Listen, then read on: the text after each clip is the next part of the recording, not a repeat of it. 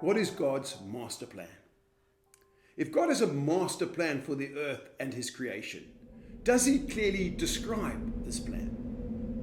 God is the master planner, and so like any great planner, we would expect God to articulate a clear vision for his creation.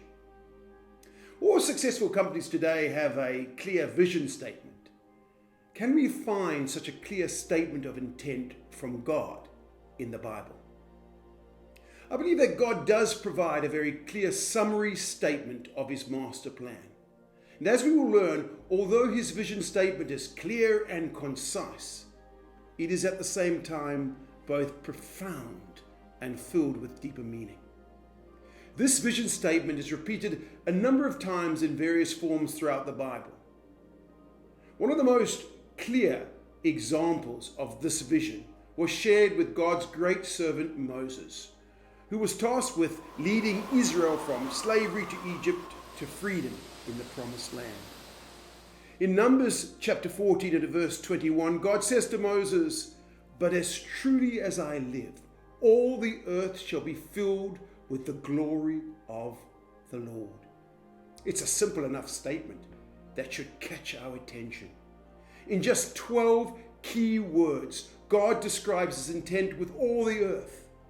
The first part of the statement tells us that there is something that God is completely committed to. He says, "As truly as I live." In other words, God has put his life on the achievement of this vision. There are not too many modern day strategists today who would put their life on their vision. And what is that vision?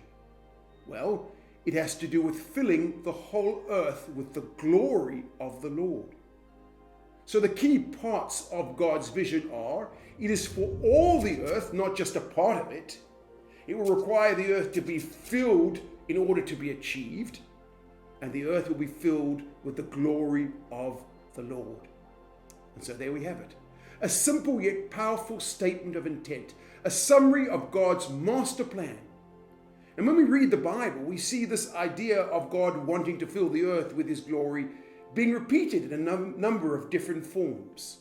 For example, in Habakkuk chapter 2 and at verse 14, it says, "For the earth will be filled with the knowledge of the glory of the Lord as the waters cover the sea." We're given a little more detail about what it means to fill the earth, like the waters cover the sea.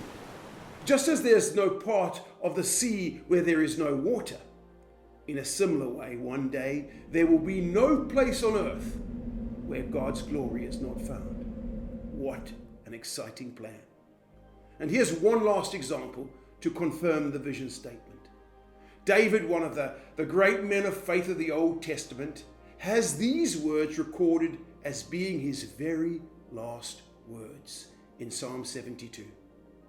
"And blessed be his glorious name forever, and let the whole earth be filled with his glory. Amen and amen." The prayers of David, the son of Jesse, are ended. To better understand the vision, we will need to understand more about glory and the name of the Lord.